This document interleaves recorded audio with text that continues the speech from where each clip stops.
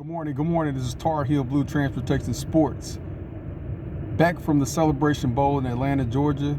And wow, that was an outstanding game between Prairie View A&M and South Carolina State.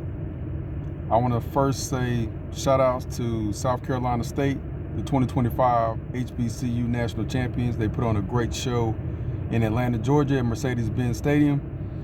And I also want to say shout out to Prairie View A&M. They played an outstanding game. The Celebration Bowl was definitely a classic.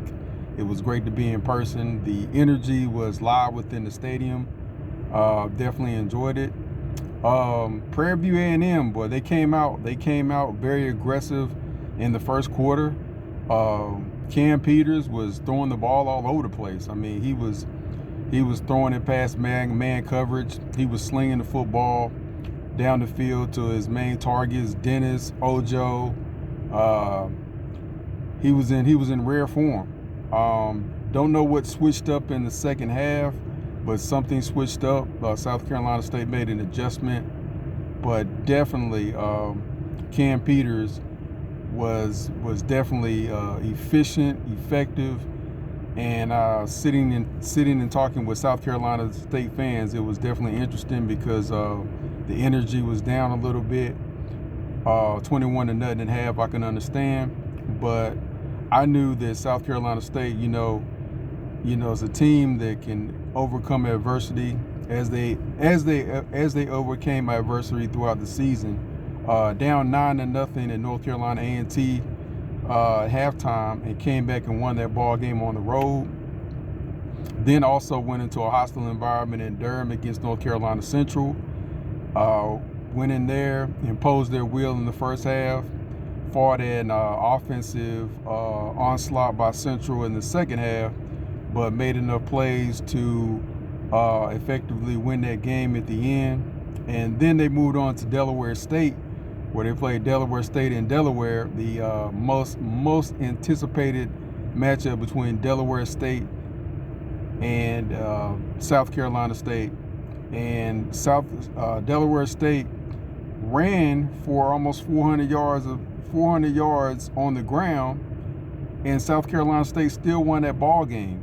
And I said to myself, I was like, wow, this is a team that can be down at halftime, they can be down in a hostile environment, and they can also, you can run on the ground against them for almost 400 yards and they still find a way to win.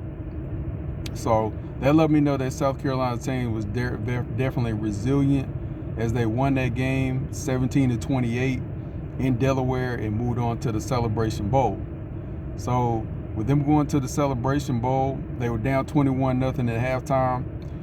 And all of a sudden, Billy Atkins got hurt in the first half. Ryan Stubblefield came in and he started dinking and dunking the ball all over the place. That ball was getting out of his hands really quick. He was throwing that ball very efficiently, very effectively. And I was talking to South Carolina State fans, and they were definitely juiced by seeing Stubblefield come in, and he was just very effective. Then moved to the third quarter, and Stubblefield was just outstanding. He was throwing the ball all over the place. He was getting the ball out of his hands really, really, really quick. And that's what stood out from Ryan Stubblefield, the change from Billy Atkins, who got hurt. And Stubblefield was just on the money with all passes. Jordan Smith was outstanding. He had 3 touchdowns. He was very effective against the Prairie View defense in one-on-one matchups. And it was just exciting to see South Carolina State. Very resilient. The most resilient team that I've covered all year long has been South Carolina State.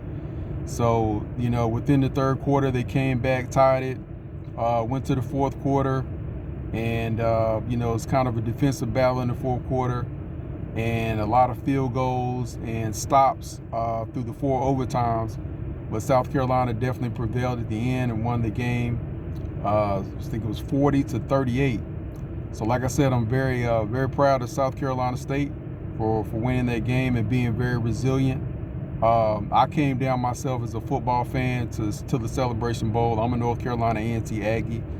But coming down and to support HBCU football, to see the crowd, to see South Carolina, they brought a lot of fans.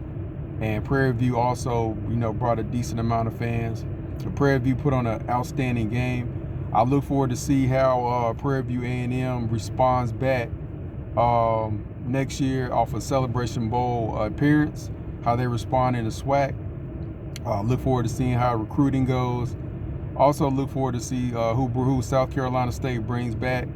Want to see if Stubblefield will definitely come back into the fold and what kind of talent they'll be able to bring in. Obviously, they're going to be able to bring in a nice amount of talent due to winning the Celebration Bowl. So that's my recap from the Celebration Bowl. It was an outstanding game, outstanding environment for the game, and it was just, I think it was the best Celebration Bowl that I've been to after going for about 4 or 5 years, and definitely look forward to going back again. This is Tar Heel Blue Transportation Sports covering the recap of the Celebration Bowl 2025 in Atlanta, Georgia. And remember, your destination starts here with Tar Heel Blue Transportation. We'll talk to you soon. Take care.